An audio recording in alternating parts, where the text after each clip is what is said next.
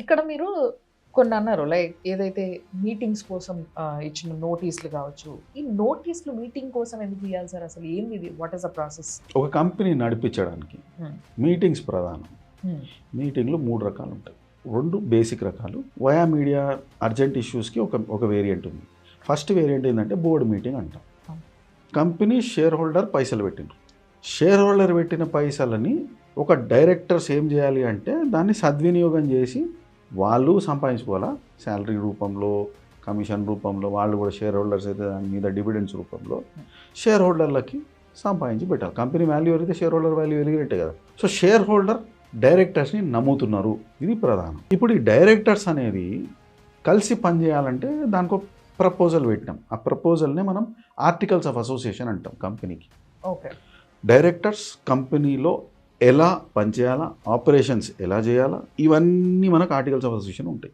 మామూలుగా అయితే చిన్న కంపెనీ అప్పుడు మనం ఛాయ్ మీద మాట్లాడుకుంటాం, డిన్నర్ మీద మాట్లాడుకుంటాం, బ్రేక్ఫాస్ట్ మీద మాట్లాడుకుంటాం.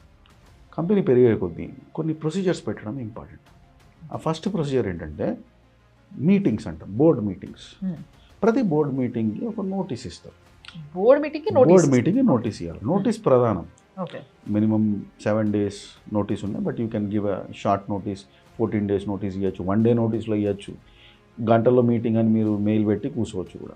ఓకే. దీన్ని shorter notice by consent of board of directors అంటాం. బట్ బాటమ్ లైన్ ఏంటంటే ప్రతి బోర్డ్ మీటింగ్కి ఒక నోటీస్ ఉంది. ఈ నోటీస్లో మనం ఏం రాస్తామనేది చాలా ఇంపార్టెంట్ అండి. మీటింగ్ ఎప్పుడు, డేటు, టైము, ప్లేస్, ఎందుకు మీటింగ్, సరదా కోసం కాదు కదా. ఆ మీటింగ్లో లిస్ట్ రాస్తాం. మనం ఒక కొత్త టీంని రిక్రూట్ చేసుకుందాం అనుకుంటున్నాం, దానికి ఇంత బడ్జెట్ కావాలా.